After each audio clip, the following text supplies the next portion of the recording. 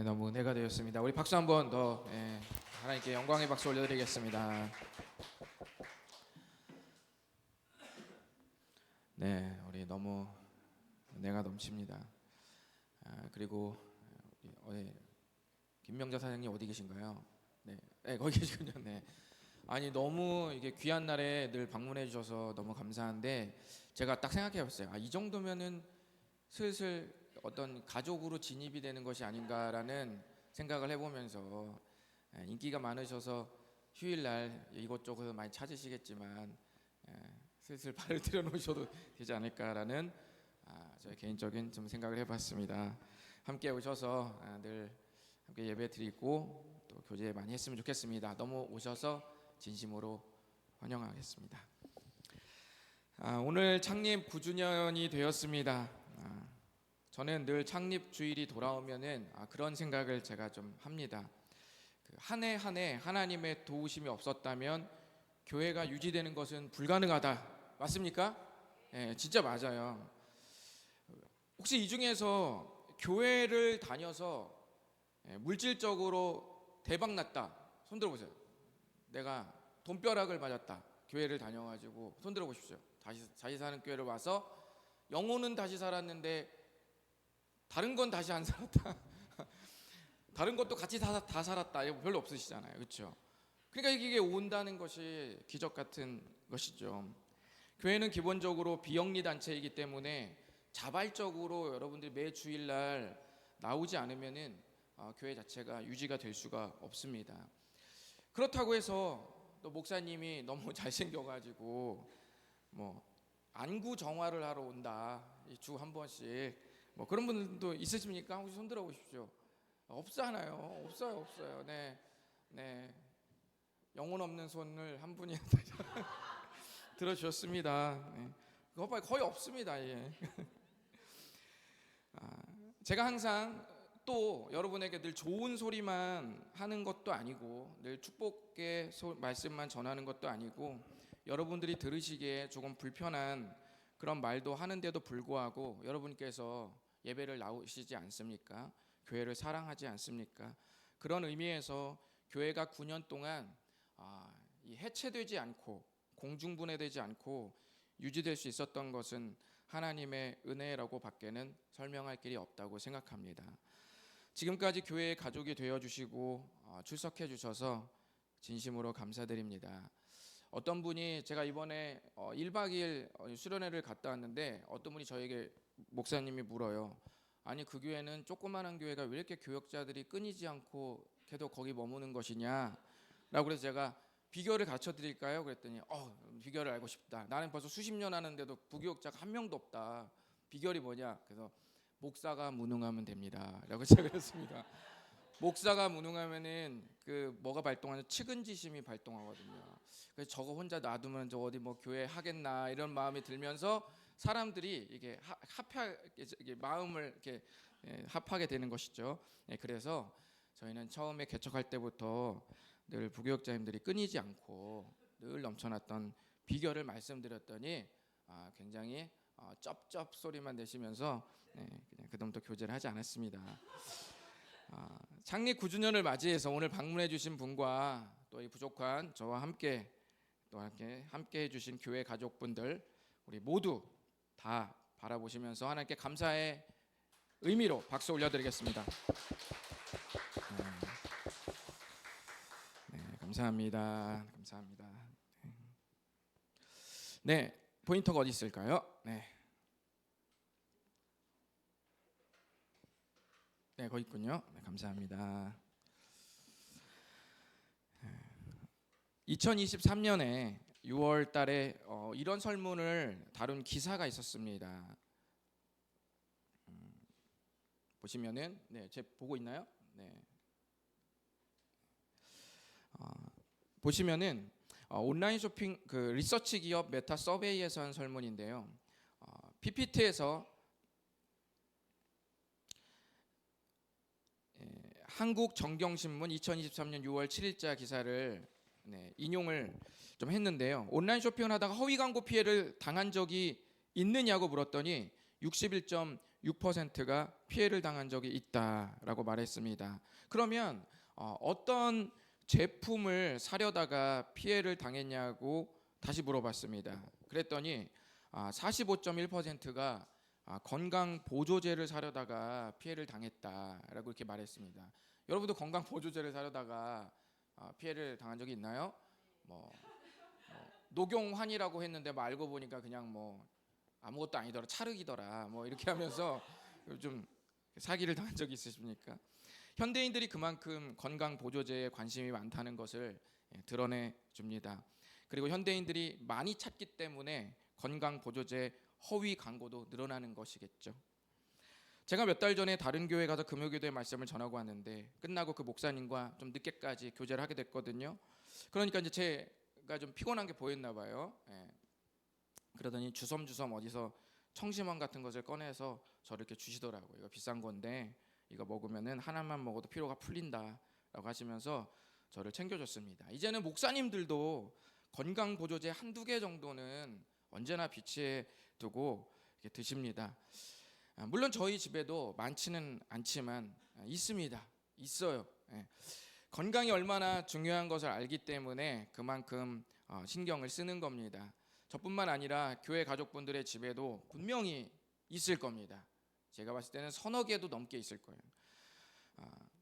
오늘 방문한 분들의 가정에도, 우리 김영사 사장님의 가정에도 분명히 건강 보조제가 분명히 있을 겁니다.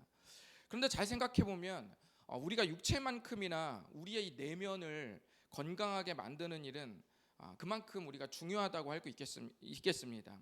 그런데 많은 분들이 내가 육체의 건강을 위해서 건강 보조제는 굉장히 많은 관심을 가지고 많은 것들을 구입하는 반면에 의외로 거기에 비해서 우리 내면의 건강을 신경 쓰는 것은 상대적으로 굉장히 가벼운 분들이 많이 있습니다. 또는 중요하게 여긴다고 말하면서도 다른 것들은 전문가의 도움을 받고 싶어 하면서도 우리가 육체의 건강을 위해서는 PT도 하고 비싼 돈을 아낌없이 쓰면서 나를 가꾸고 나를 건강하게 만든 데는 전문가의 도움을 받고 싶어 하면서도 정작 자기의 이 내면의 건강은 어떤 자기만의 생각으로 자기만의 관리법으로 관리하려는 분들이 계신데요. 성경 말씀도 우리의 내면을 굉장히 중요시 여기고 있습니다. 넘겨주시죠. 성경 말씀에도 보면은 만물보다 거짓되고 또 심히 부패한 것은 뭐라고 말해요? 마음이다. 우리 내면이다. 우리 마음이 아주 손쉽게 더러워질 수 있음을 말씀하고 있습니다. 우리 예수님도 말씀하셨죠. 넘겨주시겠습니까? 예수님도 당대의 사람들에게 가르치시기를 우리가 샤워 안 하고 안 씻어서 더러운 게 아니라 사람 안에서 이 안에서 밖으로 나오는 것이 사람을 더럽게 한다고도 말씀하셨습니다. 마치 예전에 상영했던, 넘겨주세요, 23 아이덴티티의 주인공처럼 나도 몰랐던 나의 모습이 이렇게 막 불쑥불쑥 튀어나오지 않는가 생각도 해봅니다. 나는 원래 하나인 줄 알았더니 꺼내면 꺼낼수록 계속 자기가 나오는 거예요. 계속. 그래서 23, 24, 25, 26 계속 끊이지 않는 거죠. 그러다 보니까 가면을 몇 개나 쓰면서 사는지 모르겠습니다. 집에 들어갈 때도 또 모습이 다르고, 직장에서 또 일하실 때도 모습이 또 다르고, 친구들과 일할 때도 모습이 또 다르고, 홀로 있을 때 내가 나로서 드러나는 모습이 또 다른 삶을 살 때도 많이 있습니다. 저도 여러분이 보시기에는 아닌 것처럼 보이지만 인생의 절반을 훌쩍 넘었습니다. 오늘 창립 주일에 오신 분들은 크게 두 부류로 나누실 수 있을 것 같습니다. 살아갈 날들이 더 많은 분들과 저처럼 절반을 훌쩍 넘어 이제는 살아간 날들이 더 많은 분들이 있습니다. 둘 중에 살아갈 날이 더 많으냐, 살아간 날들이 더 많으냐, 둘 중 하나겠죠. 어떤 분이든 관계없이 아무쪼록 교회에 오셨으니 하나님께서 성경을 통해 여러분에게 들려주시는 말씀으로 은혜가 되셨으면 좋겠습니다. 그리고 내면의 건강을 튼실하게 근육질로 만들고 돌아가시는 시간이 되셨으면 좋겠습니다. 오늘 말씀 좀 다 같이 읽어봤으면 좋겠습니다. 시작. 예수께서 이르시되 내가 곧 길이요 진리요 생명이니 나로 말미암지 않고는 아버지께로 올 자가 없느니라. 아멘. 교회는 기본적으로 하나님을 어떻게 부르냐면 아버지라고 부릅니다. 왜냐하면 성경을 보면 여러분이 신앙을 갖게 되잖아요. 신앙을 갖게 되면 하나님과 여러분과의 관계를 아버지와 자녀의 관계로 비유를 했기 때문이에요. 하나님 아버지라고 해서 하나님이 남성이 아닙니다. 우리가 생각할 수 있는 가장 가까운 관계 중 하나가 부모와 자식 간의 관계 아니겠습니까? 우리가 이해했을 때, 사람이 이해했을 때 가장 가까운 사이가 되었다는 의미로 성경은 하나님을 아버지라고 이렇게 부릅니다. 성경에는 꼭 이런 관계만 있는 것은 아닙니다. 넘겨주시죠. 하나님과 친밀해졌다는 의미에서, 사랑을 깊이 나눈다는 의미에서 신랑과 신부로서도 비유하고, 하나님께서 우리를 절대적으로 도우시는 분이라는 의미에서 목자와 양의 관계를 쓰기도 하고, 우리와 가장 은밀한 부분, 생각의 저 밑바닥까지 공유할 수 있다고 해서 친구 사이로도 비유를 하고, 우리의 모든 삶을 의롭게 다스리신다는 의미에서 왕과 백성의 비유를 사용하기도 합니다. 남겨주십시오. 하지만 가장 본질적으로 신앙을 갖게 됐을 때, 여러분이 교회를 다니고 하나님을 믿게 됐을 때, 하나님은 우리에게 아버지가 되십니다. 아버지. 그리고 우리는 그럼 뭐가 돼요?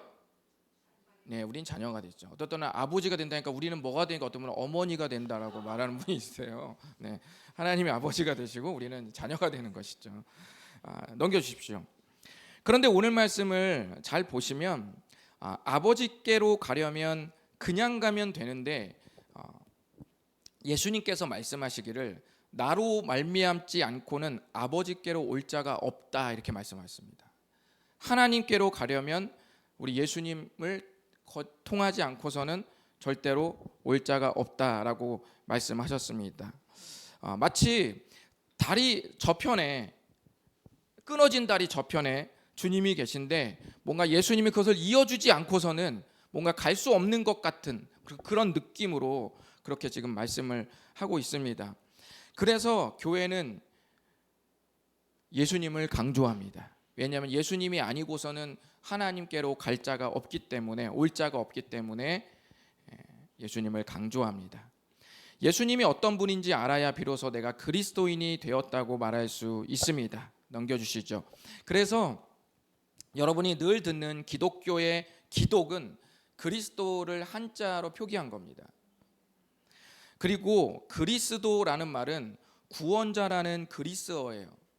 그래서 구원자라는 의미로서 바로 예수님을 가리키는 겁니다. 그러니까 여러분이 그리스도인이다, 기독교라고 할 때는 물론 우리가 기본적으로 하나님의 아버지를 믿지만, 그러나 그 종교의 이름 자체도, 그리고 우리를 가리키는 그리스도인이라는 말 자체도 전부 뭐가 들어가 있냐면 거기 예수님이 들어가 있어요.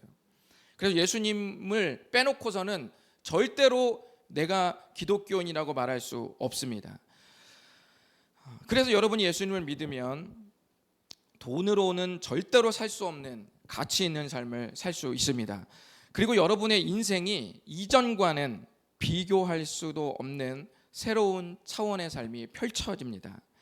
그런데 이 예수님을 믿기 위해서는 한 가지 해결해야 할 것이 있습니다. 넘겨주시죠. 그것은 바로 성경에서 우리 내면의 죄의 문제, 이거 하나를 해결해야 한다고 말씀하십니다. 교회는 서로 좋은 말을 해주고 복을 빌어주는 관계인데 어떻게 저런 말을 교회에서 할 수 있는지 우리 생각할 수 있겠죠. 그런데 우리가 좀 이렇게 생각해 볼 수 있어요. 그렇게 조금 삐딱하게 생각해 보시기보다는 이렇게 한번 생각해 보십시오. 여러분이 몸이 아파서 병원에 가면 어떤 말을 가장 듣고 싶으십니까? 따뜻한 말? 안녕하세요. 너무 잘 오셨어요. 병원에서 말합니다. 또 오세요. 내일도 방문하시고 내일 모레도 방문하시고 계속 방문하세요. 결제해 주세요. 그러니까 이런 친절한 말을 우리가 들으려고 가는 게 아니죠. 따뜻한 말을 들으려고 가는 게 아닙니다. 손잡아줘요, 간호사가. 힘들죠? 따뜻해. 막 포옹해 줍니다. 허그해 주고. 그런데 뭐는 말을 안 해줘요. 병명을 말 안 해주는 거예요. 진단을 안 해주는 거예요. 결제만 시키고 보내기만 해. 사랑해주고 따뜻하게 말해주고 친절해주고 그냥 계속 보내요. 그리고 계속 오래. 이런 것을 우리가 기대하는 건 아니잖아요. 제일 처음에 기대하는 것은 정확한 진단을 우리는 바라고 가는 거죠. 그래서 우리가 물어봅니다. 식당은 제가 물어봐서 식당은 불쾌한데 맛있는 식당, 근데 아주 친절하고 정상적인 보편적인 맛의 식당 어디를 갑니까? 어떤 분은 이렇게 말하더라고요. 자기는 아무리 맛있어도 내 앞에서 직원이 굉장히 불친절하면 나는 아무리 맛있어도 안 간다. 저는 가는데 저는 욕을 해도 갑니다. 왜냐하면 일단 맛이 중요하기 때문에 욕을 하고 막 던져도 물병을 집어 던지고 해도 맛있어요? 이렇게 하고 맛있으면 그냥 들어가는 거죠. 가성비 갑인 곳을 언제나 선택하는데 제가 보니까 대부분의 분들은 물어보니까 불친절하면 가지 않는다.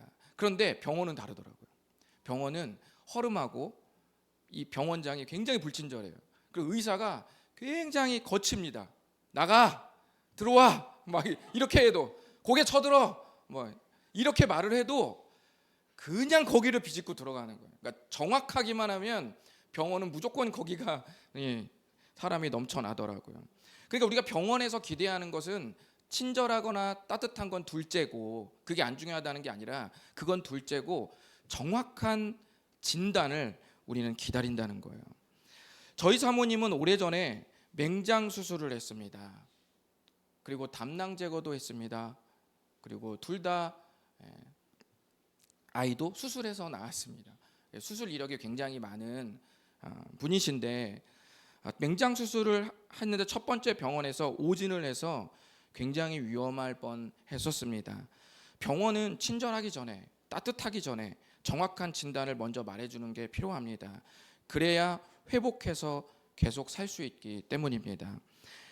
성경에 보면 넘겨주시죠. 마가복음 2장 17절에 예수님을 의사로 비유하시면서 모든 사람이 하나님 앞에 자기가 문제 있음을 인정하는 사람들이 될 수 있어야 한다고 말씀하셨습니다. 그러니까 스스로 우리가 주님 앞에 섰을 때 나는 괜찮다, 나는 아무런 병명을 가지고 있지 않다, 내 영혼은 내 내면은 아무런 문제가 없다라고 말하는 사람을 병든 자가 아니라고 보는 거죠.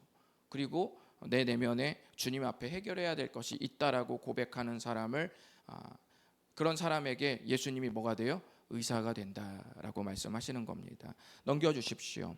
로마서 3장 23절에 하나님은 우리가 죄를 범했다고 말씀합니다. 제가 넘겨달라고 할 때 넘겨주세요. 죄를 범했다고 말씀합니다. 특정 사람만 그런 게 아니라 여기 서 있는 저로부터 모든 사람에 이르기까지 그렇습니다. 저부터 모든 분들이 그렇게 죄를 지었다고 성경 말합니다. 현행법은 밖으로 범죄 행위가 드러나야 하지만 하나님은 범죄 행위가 드러나지 않아도 마음에 일어난 모든 것들까지도 동일하게 죄라고 말씀하십니다. 그런데 우리가 죄에 대해서 조금 더 살펴볼 것은 넘겨주십시오. 자, 한쪽에는 사과나무가 있다고 한번 생각해 보시죠. 사과나무? 사과나무 사장님이 와셔서 제가 이 사과나무를 한 것은 아니지만은 사과나무가 있다고 치면 여러분 밑둥만 남기고 다 잘라냈다고 한번 생각해 보십시오. 그러면 사과나무가 아닌가요? 그건 아니죠. 사과나무죠. 사과가 열리지 않아도 밑둥이 잘려도 사과나무입니다. 좀 더 깊이 보실까요? 넘겨주시죠. 만약에 이번에는 어느 정도 이 줄기를 놔둔 게 아니라 그냥 아예 그냥 싹둑 잘라버리는 거죠. 뿌리만 남기고 다 잘랐다고 한번 생각해 보십시오. 그래도 나무입니까? 나무죠. 뿌리를 뽑지 않으면 또 시간이 지나 자라는 나무들이 많이 있습니다. 넘겨주십시오. 정확히 성경에서 말하는 우리가 생각하는 그런 죄는 말과 행동을 가리키지 않습니다. 말과 행동을 우리가 죄를 범했다라고 통상적으로 말하지만 엄밀하게 말하면 그것은 죄의 열매다라고 말할 수 있습니다. 그리고 그 행동 전엔 뭐가 있죠? 그 행동을 하겠다는 마음이 있겠죠. 그 마음을 죄의 줄기라고 볼 수가 있습니다. 그러면 죄는 무엇일까요? 그것을 나무로 비유하면 바로 뿌리를 말하는 겁니다. 뿌리는 죄의 열매, 죄의 줄기, 죄의 무엇이 아니라 뿌리가 죄입니다. 나도 원치 않는 마음, 나도 원치 않는 줄기, 나도 원치 않는 열매를 맺으려는 그 최초의 그 근원지, 그 생산 공장, 그 나도 원치 않는 그것이 어떻게 생겨나게 됐냐는 거예요. 그 마음이 어디서 생겨났냐는 거예요. 나도 원치 않고 나도 그 생각이 옳지 않다는 걸 나도 알고 있는데 그것을 생겨나게 만든 그 무엇, 그것을 하나님은 바로 죄라고 말씀하십니다. 우리가 손이 지저분하면 비누로 씻으면 되죠. 몸이 더러우면 저녁에 샤워를 하면 됩니다. 그런데 우리 내면의 문제를 씻어줄 세제는 이 세상에 전혀 존재하지 않습니다. 이것이 하나님께서 모든 사람에게 내리신 정확한 진단입니다. 병원으로 말하면 우리가 병원으로부터 들어야 할 정확한 진단입니다. 죄를 지어서 그 어떤 것으로도 이 문제를 해결할 수 없는 상태를 하나님께서 우리들에게 진단해 주셨습니다. 함께 예배를 드린 모든 분들이 이 부분에 대해서 마음속 깊이 인정하는 것이 아주 중요합니다. 진단을 믿지 않으면 어떻게 되죠? 병원을 떠날 수도 있죠. 좀 더 아니면 좀 그 병명을 의심해 볼 수도 있겠죠. 이 세상에 모든 진단은 우리가 우리의 마음을 치료하기 위해서, 회복시키기 위해서 이런저런 진단을 내려주지만 그거는 모두 누가 내려주는 거냐면 사람이 내려주는 겁니다. 사람이 사람을 보고 내려주는 겁니다. 자기 개발, 요가, 마인드 컨트롤, 긍정의 힘, 이 모든 건 사실은 좋은 겁니다. 좋은 거지만 큰 병이 나아야 그걸 즐기고 나를 개발하죠. 병이 나아야 그걸 개발하죠. 넘겨주십시오. 죄의 값은 사망이라고 하는데 죽을 사람에게 먹방이 무슨 소용이며 유럽 여행이 무슨 소용이며 캠핑, 카페, 티타임, 주식, 비트코인 그 모든 게 죽을 사람에게 무슨 소용이 있겠습니까? 성경에서 우리를 이렇게 평가하는 것은 상당히 불편한 진실이에요. 별로 듣고 싶지 않은 말입니다. 하지만 하나님께서 이 말씀을 하시는 이유는 우리를 죽이시기 위함이 아니라 우리를 살리기 위함입니다. 병원에서 당신이 병에 걸렸습니다 라고 말하는 이유는 죽이기 위해서가 아니라 치료 전에 반드시 말해야 할 진단 순서입니다. 그것과 같은 이치입니다. 넘겨주시죠. 요한복음 3장 16절에 보면 신약 성경은 하나님께서 우리를 사랑하신다고 말씀하십니다. 그래서 하나님께서 이 문제를 해결하시기 위해 내리신 마지막 결단이 있어요. 사랑하면 노력하는 거예요. 사랑하면 더 퍼붓는 겁니다. 우리의 이런 진단을 주님이 내리시고 그냥 보내시는 게 아니라 우리 주님은 영혼의 치유자시기 때문에 우리를 위해서 내리시는 마지막 결단이 있으셨습니다. 그게 무엇인지 보여주십시오. 요한일서 4장 9절에 보시면 하나님의 사랑이 우리에게 이렇게 나타났다 그럽니다. 우리가 하나님 사랑한다는 얘기는 들었는데 그 어떻게 드러났지? 그것을 요한일서 4장 9절에서 말씀합니다. 사랑은 어떤 형태로든 드러나야 사랑입니다. 기억하셔야 돼요. 드러나야 사랑입니다. 하나님께서 사랑하신다고 말씀하셨는데 그렇다면 그 사랑이 어떻게 밖으로 우리 눈에 가시적으로 알아들을 수 있게 드러났을까요? 요한일서라는 성경은 그 드러난 사랑을 이렇게 표현합니다. 하나님께서 자기 독생자 즉 외아들을 보내셨다라고 말씀하셨습니다. 예수님은 우리를 살리는 분이라고 분명히 말씀하고 있죠. 맨 마지막에 보십시오. 우리를 살리려 하심이라 말씀합니다. 어떻게 그게 가능하죠? 그 다음 구절을 보면 어떻게 우리를 살리는 게 가능했는지 말씀하고 있습니다. 4장 10절 넘겨주십시오. 요한일서 4장 10절을 보면 이렇게 말합니다. 우리가 이건 한번 읽어보실까요? 시작. 사랑은 여기에 있으니 우리가 하나님을 사랑한 것이 아니요 하나님이 우리를 사랑하사 우리 죄를 속하기 위하여 화목제물로 그 아들을 보내셨습니다. 아멘.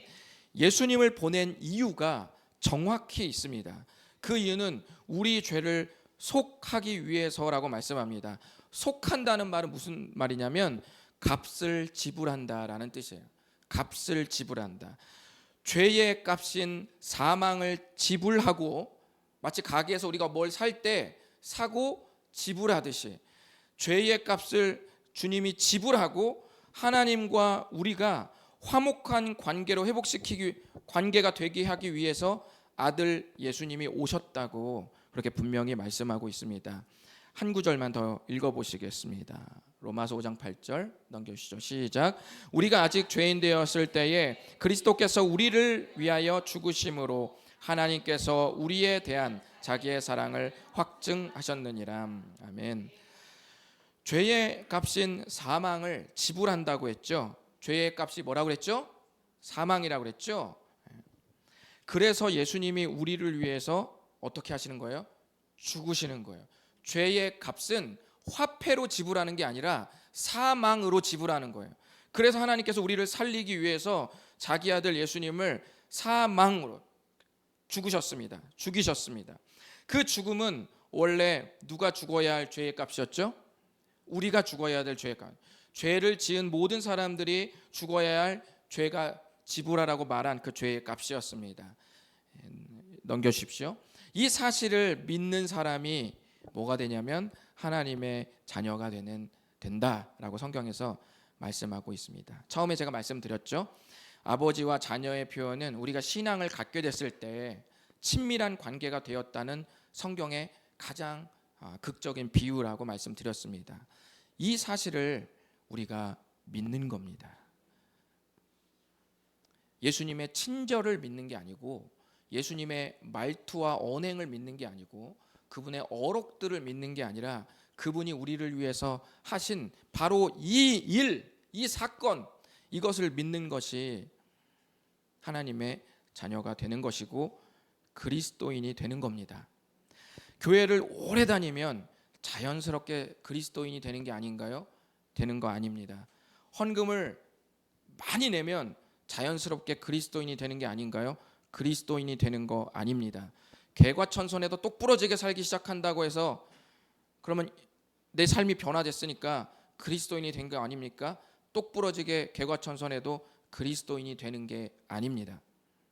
예수님이 우리 자신의 죄를 대신해서 죽으셨다는 이 사실을 믿는 것이 그리스도인이 되는 길입니다. 우리에게 이제 두 길이 있습니다. 여러분이 믿는 길과 믿지 않는 길이 있습니다. 지금 당장 정하면 가장 좋겠지만 언젠가는 여러분이 눈을 감기 전에 이 부분을 반드시 해결해야 할 것입니다. 저는 우리 예전에 원로 목사님을 따라서 수십 년 동안 교회를 다녔다가 임종하는 하게 된 분들을 많이 함께 따라다니면서 임종 예배를 많이 지켜봤습니다. 젊을 때 절대로 내가 주님을 믿지 않겠다, 그런 허무맹랑한 소리를 왜 믿냐 했던 수많은 사람들이 마지막 임종 직전 전날 그 순간에는 복음을 전하면 단 한 명도 빼놓지 않고 다 믿습니다. 죽음 앞에서 선명하게 보이는 그 그리스도를 생각할 때 거기서는 여러 가지 고려 대상이 없는 거예요. 내가 고려할 만한 시간, 내가 고려할 만한 다른 어떤 자유, 내가 고려할 어떤 젊음, 내가 어떤 고려할 만한 저축해놓은 어떤 통장, 이런 것들의 의미가 다 없어져요. 내가 그분을 믿지 않아도 살만할 수 있을 것 같은 모든 요소들이 전부 나의 인생 저 아래로, 수면 아래로 쫙 꺼져갈 때 유일하게 한 줄기 빛처럼 드러나는 그 한 가지가 있습니다. 그게 바로 복음이에요. 그게 바로 예수 그리스도께서 당신을 위해 죽으셨고 그것을 믿는 것으로 당신이 그리스도인이 되었다라는 복된 소식인 겁니다. 그것이 유일하게 수면 아래로 가라앉지 않고 부상해서 그의 눈앞에 펼쳐지는 거예요. 눈을 감기 전에 그 주님을 붙잡는 모습을 제가 수도 없이 봤습니다. 그것은 가상이나 어떤 이상이 아니라 그냥 현실이었어요. 그냥 현재입니다. 그냥 팩트고 리얼입니다. 의정부 금호동에 다시 사는 교회가 세워진 이유가 여러 가지가 있습니다. 우리가 다음 세대도 뭐 해야겠죠. 장학금도 주고 잘 키우고 좋은 교육 기회도 마련해주고 우리가 선행도 하고 바자회도 하고 그동안 성금도 모아서 미얀마, 우크라이나 그리고 또 희귀병 걸린 어린아이 우리가 그동안 성금도 다 모아서 계속 전달도 했죠. 이 모든 것들 너무 의미 있는 것입니다. 그러나 그 중에서 가장 중요한 다시 사는 교회가 세워진 이유 중 하나는 우리 내면에 내려진 사형 선고를 어떻게 회복할 수 있는지 말씀드리는 것입니다. 이것을 믿으시면 오늘 여러분은 하나님의 자녀가 되십니다. 보통 위인이 죽으면 무덤이나 납골당에 모시는 그런 시신의 기념지가 생깁니다. 그런데 예수님의 무덤은 지금까지 비어 있습니다. 왜냐하면 없습니까? 예, 그냥 두십시오. 왜냐하면 제가 읽어드릴게요. 고린도전서 15장 3절에 보면 이렇게 말합니다.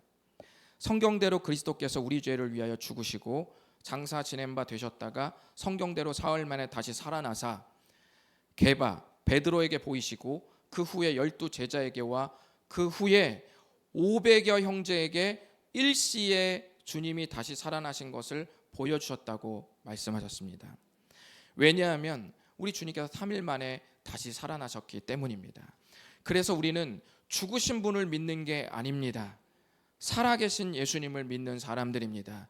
죽으면서 예전에 나를 위해 죽었던 그 사랑에 훌쩍훌쩍대면서 연민에 사로잡혀서 여생을 보내는 사람들이 아니라 사랑에 감격해서 눈물도 흘리지만 그러나 다시 살아나신 그분이 우리의 영원한 표대이자 기준이 되어서 그분을 향해 희망차게 한 걸음씩 승리의 발걸음을 내디딜 수 있는 삶도 우리에게 주어진 것입니다.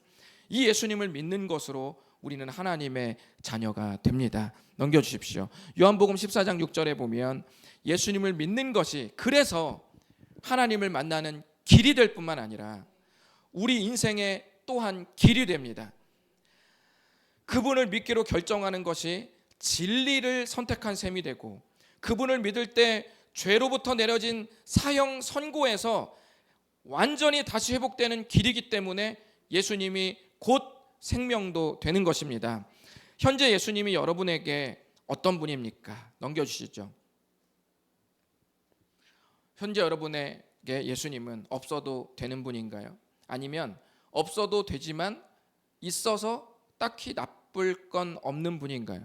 아니면 조금 번거롭지만 그래도 함께는 할 수 있는 분인가요? 아니면 없으면 안 될 정도는 아니지만 그래도 나에게는 중요한 분인가요? 아니면 나에게 없어서는 안 될 유일한 분인가요? 함께 예배를 드리는 분들은 아마도 1번에서 5번을 포함한 그 사이 어딘가에 있을 것입니다. 그렇기 때문에 앞으로 여러분이 교회를 계속 다니게 된다면 1번에서 5번 방향으로 여러분이 옮겨오는 것이 아주 중요합니다. 5번에서 1번으로 올라가면 상당히 난감해집니다. 그러면 여러분이 굉장히 힘들 수 있어요. 고문을 당할 수 있습니다. 그래서 1번에서 5번으로 내려오셔서 여러분의 삶의 질이 더욱더 주님의 인도하심으로 좀 찬란해지는 삶이 되셨으면 좋겠습니다. 우리 내면의 건강은 5번일 때 궁극적으로 해결되고 1번에서 4번까지는 내면의 건강 상태가 아직 회복 중으로 볼 수 있습니다. 넘겨주십시오. 네. 여러분 혹시 행동 디자인이라는 말 아세요? 행동 디자인 무엇이죠? 한번 읽어보실까요? 시작. 행동하고 싶어지도록 환경이나 조건을 디자인하는 것. 네, 저도 행동 디자인을 잘합니다. 그래서 배가 고플 때는 일부러 성도님들 더 힘들게 막 얼굴 표정 네 막 이렇게 해서 저 밥 사줘야 되나 막 해서 밥 사달라는 말을 하지 않아도 밥을 사주도록 행동하도록 만드는 행동 디자이너입니다. 제가 그렇게 하는 것이죠. 네, 우리 한번 예를 보실까요? 네, 저 같은 가라 말고 이런 거 말고 네, 우리 보시면은 저런 것도 있어요. 저런 게 행동 디자인이 들어간 모습들입니다. 왠지 저런 걸 보면 어때요? 그죠? 길가에 툭 던져버리고 싶은데 저걸 보면 왠지 농구를 하고 싶은 욕구가 넣고 싶은 욕구가 생기죠. 그런데 그 넣고 싶은 욕구가 결국은 뭐가 되는 거예요? 쓰레기통에 그냥 버리는 게 되는 거죠. 이런 것을 행동 디자인이라고 말합니다. 하나 더 보실까요? 우리가 좀 이 에스컬레이터에 좀 막 이렇게 어수선하게 서 있을 수 있잖아요. 무질서하게 서 있을 수 있는데 예를 들면 저렇게 한 칸 띄어서 발바닥 모양을 해놓으면 사람이 자기도 모르게 어떻게 해서요? 그 발바닥인데 딱 쓰고 싶어요. 딱. 그 마치 그 누군가 거기 서세요 이렇게 말 안 하지 않았어도 눈치를 쓱 보다가 자기도 그 발바닥 하얀 부분을 살포시 가리면서 얌전히 서 있게 되죠. 그런 욕구가 있는데 그 욕구를 충족하다 보면 자연스럽게 뭐가 돼요? 질서가 정연해지는 거죠. 이런 걸 행동 디자인이라고 말합니다. 하나만 마지막으로 더 보실까요? 이건 좀 부끄러운 것인데 남자들의 소변기인데요. 거기에 보면은 한 3가지 종류가 있는데 거긴 뭐라고 나와 있나요? 그 사진에는 관역으로 나와 있죠. 여러분 이 관역은 굉장히 민감하고 세밀한 센서로 되어 있습니다. 그래서 제가 이거를 찾아봤더니 원래 이 관역이 빨간색이랍니다. 그런데 거기를 맞추면 검은색으로 바뀐대요. 왜 그러냐 그랬더니 불타는 장작을 물을 끈 거예요. 불을 끄니까 그 활활 타오르는 빨간 장작불이 불이 타서 까맣게 된다. 그래서 그것을 이용해서 고도의 센서를 넣어서 이게 적시기 전까지는 빨간색인데 적시면 검은색으로 바뀐답니다. 그래서 그 재미가 있어서 계속 그렇게 애용을 하다 보면은 화장실이 깨끗해진다라는 것이죠. 여기에는 뭐 모기도 있고 파리도 있습니다. 모기도 잡고 파리도 잡고 화장실에서 아주 막 파브르의 곤충기 막 이런 걸 하다가 이런 활동들을 하다 보면 자기도 모르게 화장실을 깨끗하게 만드는 그런 환경 운동가가 되어 있는 것이죠. 이런 것을 우리는 행동 디자인이라고 말합니다. 넘겨주십시오. 저는 예수 그리스도께서 여러분의 행동과 여러분의 삶을 디자인하는 분이라고 저는 확실히 믿습니다. 어떤 분은 교회를 내가 예수님을 믿으면 목사님 그러면 나에게 달라지는 게 뭡니까? 라고 생각할 수 있어요. 그냥 이제 막 첫 발을 교회에 떼시는 분은 생각하시기를 저도 처음에 그랬는데 일주일에 한 번 가야 된다는 것 자체가 너무 부담인 거예요. 내가 그동안 일요일을 얼마나 잘 썼는데 내가 막 저 아랫지방 거제도 막 여수부터 시작해가지고 저 위까지 막 쭉쭉 포천에 동두천까지 막 찍어대면서 얼마나 많이 내가 쉬면서 캠핑을 했는데 이제 일요일마다 거기를 간다고 생각하니까 갑자기 막 먹구름이 막 인생에 끼면서 너무 암담한 거예요. 이런 마음이 들 수 있죠. 그러니까 내가 교회를 간다는 게 뭔가 일주일에 한 번 제약을 당하는 것, 그리고 내가 교회를 다니게 되고 신앙을 갖게 됐다라는 건 뭔가 돈 나갈 때도 엄청 많은데 웬만한 고지서가 왜 이렇게 많이 모바일로 넘쳐오는지, 그런데 안 그래도 교회 눈치 보여서 또 조금 돈을 낼 수밖에 없는 뭔가 그런 부담을 주는 그런 신앙생활이라고 여러분 우리가 생각할 수 있습니다. 처음엔 그럴 수 있어요. 그러나 그렇지 않습니다. 예수님을 믿으면 주님이 여러분의 삶을 디자인하십니다. 아까처럼 여러분은 주님을 섬긴 것뿐인데 그 섬겼다라는 그 삶이 여러분의 인생을 역전시킵니다. 여러분의 인생을 반전시킵니다. 그리고 여러분이 그토록 목마르며 갈망하면서 이걸 고쳐보고 싶다, 내 삶에 정말 이런 응어리를 해결해보고 싶다고 하는 그 모든 것들을 굳이 강력하게 열망하거나 애써서 실패했던 수많은 그런 가짓수들의 인생의 문제가 예수님을 섬기고 잘 신앙생활하는 그 한 가지 안에서 디자인됩니다. 치유와 회복의 디자인이 일어납니다. 예수님을 여러분이 느끼든 내가 그분을 잘 섬겼다 또는 못 섬겼다, 우리 정서적으로 생각할 수 있지만 여러분이 그분을 믿는 그 안에서 신앙생활하는 그 동안에는 여러분이 인지하든 인지하지 못하든지 우리 주님은 여러분의 삶을 항상 디자인하십니다. 여러분이 사는 방향으로 디자인하십니다. 여러분에게 빛의 방향으로 여러분을 디자인하십니다. 그리고 여러분의 삶이 가장 가치 있고 의미 있는 방향으로 여러분의 삶을 디자인하십니다. 그리고 마지막으로 여러분의 삶을 영원한 방향으로 디자인하십니다. 그 삶으로 여러분을 초대합니다. 기도하겠습니다. 우리 이 시간에 좀 다른 사람 눈치 볼 것 없고 눈을 감고 그냥 두 손을 모으고 혹시 지금까지 우리 예수님을 많이 듣고 아마 이런 이야기는 아마 귀가 따갑게 들었을 수도 있습니다. 저희 교회가 9년 동안 얼마나 많이 이런 말들을 해왔는지 여러분이 모르시지 않기 때문에 얼마나 많이 귀가 따갑게 들어서 이제는 좀 내가 자다가도 잠꼬대 나올 정도로 외우겠다, 그 정도로 들었는데 왜 내 마음속에서 그리스도라는 그 단어가 얼음장처럼 차갑게 느껴질까? 그냥 소설 책장에 그 페이지에 감동적 한 줄의 따뜻한 만큼도 그 그리스도라는 단어가 나에게는 왜 다가오지 않을까? 한번 그렇게 생각하셨던 분들이 있다면 다시금 오늘 메시지를 생각하면서 주님, 제가 예수님을 믿고 싶습니다. 그리고 내가 그리스도인이 되기를 원합니다. 이성으로서가 아니라 정말 나의 전 존재를 주께 맡기며 정말 주님 믿고 주께 새 출발하기를 원합니다. 이런 마음으로 살기를 원한다면 마음속으로 이 시간 바로 그 한 가지만을 놓고 기도하셨으면 좋겠습니다. 그리고 이 시간에 예수님을 이미 믿고 있는 분들이 있을 텐데요, 여러분들 아까 제가 보여드렸습니다. 1번부터 5번까지 여러분은 그 사이 어딘가에 있을 텐데 혹시 이미 예수님을 믿은 분들 중에서 어느덧 내가 처음에 고백할 때 5번이었는데 내가 4번으로 가고 3번으로 가고 2번처럼 내가 신앙을 여기지는 않았는지 한번 생각해 보시면서 주님, 나의 영원한 삶, 나의 신앙과 나의 믿음 생활이 5번 안에 머물게 하옵소서. 나에게 영원토록 절대로 없어서는 안 될 유일한 분이 나의 주님이 되게 하여 주시옵소서. 우리 이 시간 다 같이 기도하시면서 우리 지금 앞에 나아가시겠습니다. 주님 감사합니다.